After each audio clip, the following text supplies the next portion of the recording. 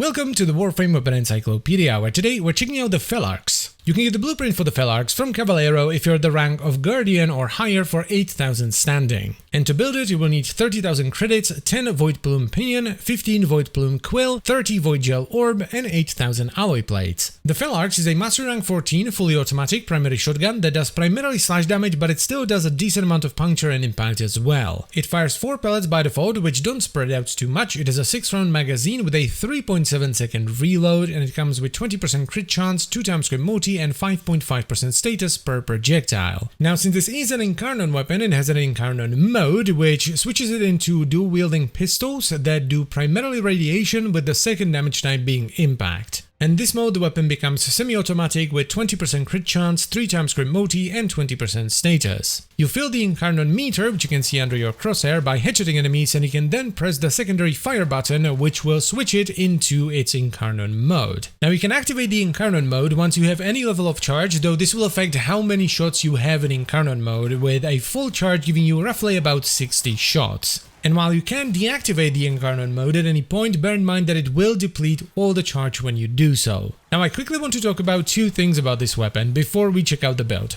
First of all, the reason the reload is so long is because you load in one shell at a time, which means that augmenting the magazine capacity of the weapon also changes the reload time. And second of all, the Incarnon mode on this weapon is not all that great, so I generally prefer building it and using it as a shotgun. Now, as far as the evolutions go, I personally went with Kinetic Baffle, which gives you minus weapon recoil. This makes the weapon super steady. Then I picked Mounting Momentum, which gives you extra fire rate for every shell you load into the shotgun with each reload, and it resets on every reload. Then for the third one, I chose Racking Wrath, which reduces your crit chance by 10%, but gives you 20% bonus status chance, and this is important for the final evolution, which is called Devastating Attrition, which grants you a 50% chance to deal 2,000% extra damage on a non-critical hit. Now, these evolutions are unlocked by doing specific things with the weapon. The first one unlocks once you kill 100 enemies with it. The second one unlocks once you kill 8 Eximus units with the Incarnon transformation. You unlock the third one by getting 20 headshots on a Void Angel without reloading with the primary fire, which is not all that difficult because it does count multi-shot as well. The fourth one is unlocked by sealing 12 Raptures in Void Flood. And the fifth one is a bit of a bummer because you need to finish a solo mission with an Incarnon weapon equipped in each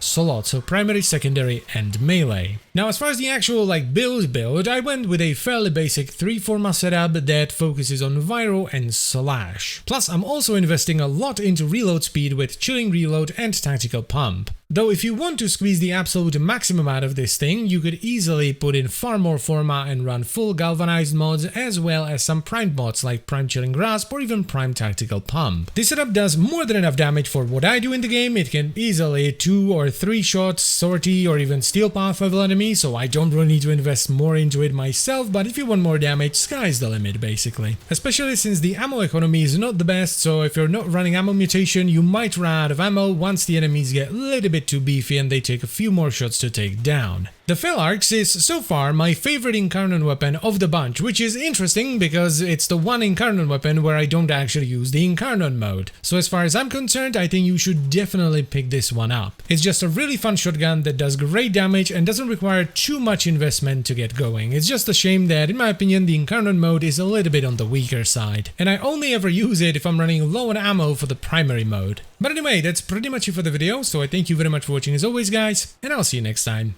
Bye-bye.